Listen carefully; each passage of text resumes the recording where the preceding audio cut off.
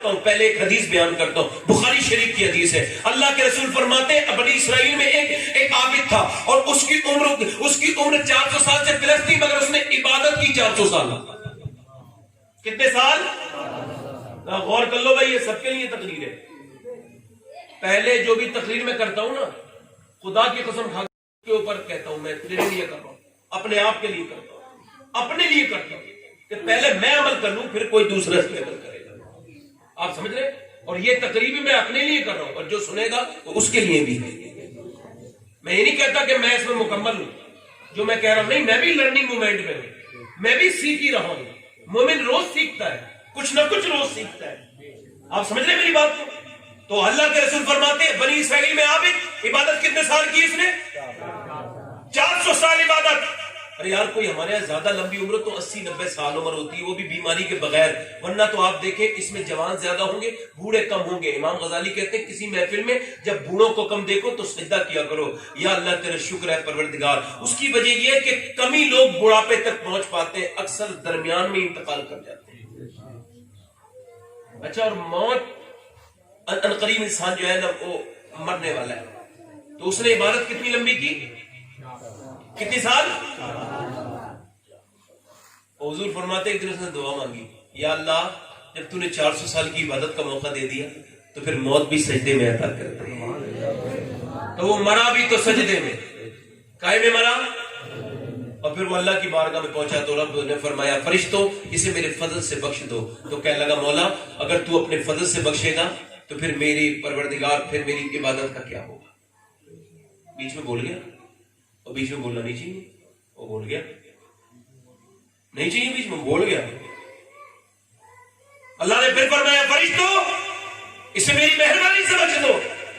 کہنے لگا مولا میں نے عبادت کی ہے 400 سال۔ اللہ نے پھر تیسری بار فرمایا فرشتوں اسے میری مہربانی سے بخش دو، مگر اسے تو ہو گیا تھا نا غرور، یا اللہ پھر میری عبادت کا کیا ہوگا؟ رب نے فرمایا بڑی عبادت کرتا ہے۔ کچھ لوگ ہوتے نہیں نماز 5 ٹائم پڑھ لیں کچھ 2-3 سال تو پھر باقی کہتے پورا گاؤں جہنمی ہے، میں نہیں جنت میں جانا ہے کہے، ہنسنا نہیں بھائی۔ کچھ لوگ بیچارے، ارے جو نماز بد اخلاق بنا دے وہ نماز نہیں ہے۔ کچھ لوگ نماز پڑھ لیتے ہیں نا کچھ دنوں تک تو میاں اور بد اخلاق ہو جاتے ہیں، پہلے جتنے تھے اس سے زیادہ۔ کیوں؟ کہتے ہیں یار یہ نماز نہیں پڑھتا یہ جہنم میں جائے گا، یہ جہنم میں جائے گا۔ واصف علی واصف فرماتے ہیں جو کسی مومن کی جنت میں شک کرے اس کی خود کی جنت میں شک ہوتا ہے۔ اچھا یہ کون سی عبادت ہے یار جو تمہیں مغرور کر رہی ہے؟ آپ مجھے بتائیں کوئی عطر کی دکان پہ 5 بار دن میں جائے تو اس کے اندر سے خوشبو آنی ہے کہ نہیں آنی ہے؟ بولو آئے گی نہیں آئے گی؟ تو مجھے بتاؤ جو 5 بار مسجد میں جا کے سجدے لگا رہا ہے اور اللہ کو رحیم اور کریم کہہ رہا ہے پھر بھی اس کے دل میں رحم نہیں بیٹھ رہا، کیا مطلب ہے؟ اس کی نماز کیا ہے؟ وہ یہ میاں تسبیح پھری پر دل نہیں پھرے ہاں کی لینا تسبیح پھڑ کے ہوں کبھی سربا سجدہ جو میں ہوا کہیں تو زمین سے آنے لگی صدا تیرا دل تو ہے سنا معاشنا تجھے کیا ملے گا نماز میں؟ نماز تو وہ ہے جو آپ کے دل میں مہربانی پیدا کر دے، برکت پیدا کر دے، مگر ہوتا اس کے اپوزٹ ہے، اکثر ایسا ہی ہوتا ہے، اس کے بالکل جو ہے خلاف ہوتا ہے، اس کا تضاد ہوتا ہے۔ اللہ نے فرمایا فرشتوں اسے میری مہربانی سے بخش دو۔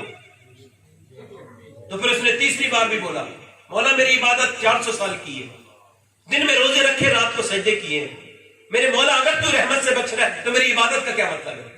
تو رب نے فرمایا فرشتوں عبادت بہت کرتا ہے، اس کی عبادت کو میری نعمتوں سے تولو، وہ نعمتیں جو اس کے پاس موجود ہیں۔ اب تولی گئی نعمتیں، اللہ نے فرمایا فرشتوں نے اس کی کون سی نعمت؟ رب نے فرمایا آنکھوں سے۔ تو جب اس کی آنکھوں کو جو ہے تولا گیا، جب اس کا وزن کیا گیا، اللہ اکبر، آنکھیں، صرف آنکھیں، ہونٹ نہیں، زبان نہیں، ہاتھ نہیں، پیر نہیں، جسم کے اور اعضاء نہیں، دل نہیں، آنکھ کی کڈنیاں نہیں، یہ سب نعمتیں گنا رہا ہوں۔ یہ سونگنا ایک نعمت ہے، یہ منہ پہ زبان پہ ذائقہ آ جانا یہ ایک نعمت ہے۔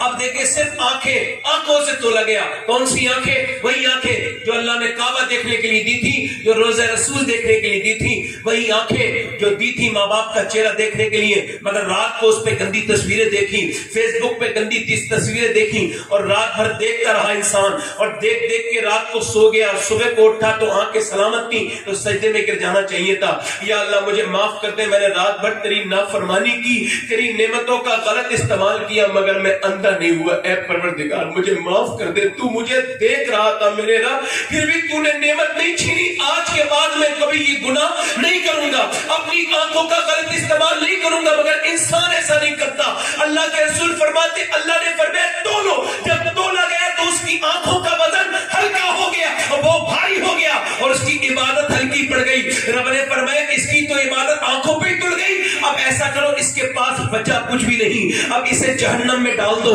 جب جہنم کا نام سنا تو رو کے بولا, مولا مجھے معاف کر دے, مجھے اپنی عبادت کی وجہ سے نہیں اپنی رحمت کی وجہ سے بخش دے. یار نعمت کتنی بڑی آنکھ ہے. میں آپ کو اور نعمت ذرا گناتا ہوں. ایک آدمی ہسپتال میں بھرتی ہوا, 80 سال کی عمر کی, 1.5 دن آکسیجن لگا. جب 1.5 دن اس کے آکسیجن لگا نا تو 1.5 دن کے بعد اسے آرام ہو گیا. ڈاکٹر نے پرچہ بل بنا کے دے دیا, آپ کی چھٹی ہے جائیے. تو پرچہ دیکھ کے رونے لگا. تو ڈاکٹر نے کہا میاں کا پیسے نہیں آپ کے پاس, روتے کیوں ہیں؟ تو کہنے لگا ڈاکٹر صاحب اللہ نے اتنا دیا ہے کہ آپ کا پورا اسپتال خرید دوں گا. کہا پھر رو کیوں رہے؟ رو اس وجہ سے رہا ہوں کہ آپ کے یہاں میں نے 1.5 دن سانس لیا ہے آپ کے آکسیجن سے, تو آپ نے 90,000 کا بل بٹھا دیا, اور میں 90 سال 80 سال کا بوڑھا میں اللہ کی ہواؤں میں سانس لیتا رہا. میں نے کبھی سوچا ہی نہیں کہ سانس لینا کتنی بڑی نعمت ہے اللہ کی. سانس لینا یار, جائیے, آپ کو نعمتوں کا ادراک نہیں نا, تو جائیے اسپتال میں, دلی ایمس میں جائیے, اپولو میں جائیے, سر گنگا رام میں جائیے. کینسر ڈپارٹمنٹ میں گیا تھا ایک بار میں, تو ایک آدمی سے ملاقات ہوئی. کہنے لگا مولانا میرے پاس 3 فیکٹریاں ہیں, BMW کار ہے, بہترین پیسے ہیں, لمبی لمبی گاڑیاں اور بڑی بڑی کوٹھیاں ہیں. پھر رو کے کہنے لگا میرے لیے سب بیکار ہے. میں کہنے لگا کیوں؟ تو کہنے لگا اس وجہ سے کہ مجھے کینسر ہے اور میں کچھ دنوں کے بعد مر جاؤں گا. جسے کینسر لکھ دیا جاتا ہے نا, وہ جیتے جیتے مر جاتا ہے. اس کے سامنے ہنسو, اس پہ ایسا نہیں ہوتا. اس کے سامنے رو, اس پہ ایسا نہیں ہوتا. اسے کچھ بات سناؤ, ایسا نہیں ہوتا. کیوں؟ کیونکہ اس کو کینسر لکھ گیا ہوتا ہے. میں نے جوان لڑکوں کو کینسر ہوتے دیکھا ہے, جوانوں کو. آپ کی کڈنیاں فیل نہیں ہیں, اگر آپ کو بلڈ پریشر نہیں ہے, اگر آپ بغیر دواؤں کے سو جاتے ہیں, نیند آتی ہے آرام سے. نیند کتنی بڑی نعمت ہے. میں بچپن میں اپنے بمبئی میں ایک مسجد میں تھا, تو ایک آدمی کھڑا ہوا بوڑھا, اور اٹھ کے کہنے لگا صاحب میں اس علاقے کا سب سے امیر انسان ہوں, میرے لیے کوئی نمازی دعا کر دو, میں 6 سال سے سویا نہیں, مجھے نیند نہیں آتی. یار نیند اگر آتی ہے, اگر کڈنیاں خراب نہیں ہیں, اگر بغیر دواؤں کے ہم زندگی گزار رہے ہیں, تو پھر ایک سجدہ تو بنتا ہے نا اپنے رب کو تنہائی میں, اے رب تیرا شکر ہے مجھے کوئی بیماری نہیں ہے. اللہ اکبر. اگر آپ کو اللہ نے اولاد دی ہے تو بے اولادوں کو دیکھ کے شکر ادا کرو. اللہ اکبر. امام غزالی کے یہ شیخ سعدی کہتے ہیں میں گزر کے جا رہا تھا, چلتے چلتے پیروں کے جو ہے نا وہ جوتے ٹوٹ گئے, اور جوتے ٹوٹے تو پھلک پڑ گئے, پھلک پڑ کے آبلے پھوٹ گئے, اس میں سے خون نکلنے لگا. کہتے ہیں چلتے چلتے نا میں نے پھر دعا مانگی, مولا اب چلا نہیں جاتا, میرے مالک مجھ پہ کچھ ہے بھی نہیں, اتنا تو دے دے کہ میں جوتے خرید لوں. کہتے آگے والے جا کے مڑا نا تو میں نے دیکھا ایک انسان ہے, اس کے دونوں پاؤں نہیں تھے. میں وہیں سجدے میں گر گیا. میں نے کہا میرے رب مجھے معاف کر دے, میرے پاس پاؤں تو ہیں, اس کے پاس پاؤں ہی نہیں. یار اگر آپ کے پاس چھت ہے تو فٹ پاتھ پہ سونے والے انسانوں کو دیکھ کے اللہ کا شکر ادا کرو. میری بہنیں بیٹھی ہیں, آپس میں بات کرنے کے بجائے تقریر سنیں تو ان کی زندگیوں میں بھی انقلاب آئے گا. یار اگر آپ کا کوئی بچہ اپائج نہیں ہے تو شکر ادا کرو. جس گھر میں اپائج بچہ ہوتا ہے پورا گھر اپائجوں والی زندگی گزارتا ہے. ایک صاحب کہنے لگے مجھے سید صاحب اگر آپ کے بچے یتیم نہیں ہے, ایک بزرگ کہنے لگے تو آپ اللہ کا شکر ادا کیجئے. میں نے کہا کیا مطلب؟ کہنے لگے سوچو تو اگر آپ انتقال کر گئے ہوتے اور آپ کے بچے یتیم ہو گئے تو کہاں کہاں جا کے ہاتھ پھیلا رہے ہوتے, کوئی انہیں باپ ہی نہیں ملتا, روتے ہوتے.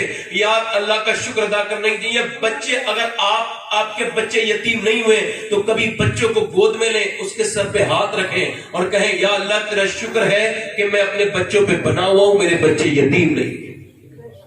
بیٹے ایک جگہ بیٹھ جائے, ایک جگہ بیٹھ جائے. اس سے 2 بار ہاتھ جوڑ چکا ہوں. میں اس سے اچھا یہ کہ میں تقریر ختم کر دوں تو کوئی مسئلہ نہیں ہوگا. میں ایک جو سینسیٹیو انسان ہوں, اور جب تک میری ایکاگرتا بھنگ ہوتی رہتی ہے میں تقریر ہی کرنے کی بات ہے. مجھے کوئی آپ سے داد نہیں چاہیے, بس آرام سے سنیں. اب بچے تھوڑا سا میں پریشان ہو رہا ہوں. تو میں کیا کہہ رہا تھا آپ سے کہ اللہ کی نعمتوں کو دیکھ کے شکر ادا کرو. اللہ کی نعمتوں کو دیکھ کے, کتنی نعمتیں اللہ نے آپ کو دی ہیں اور آپ نے پریشانی کیا دیکھی ہے اپنی زندگی.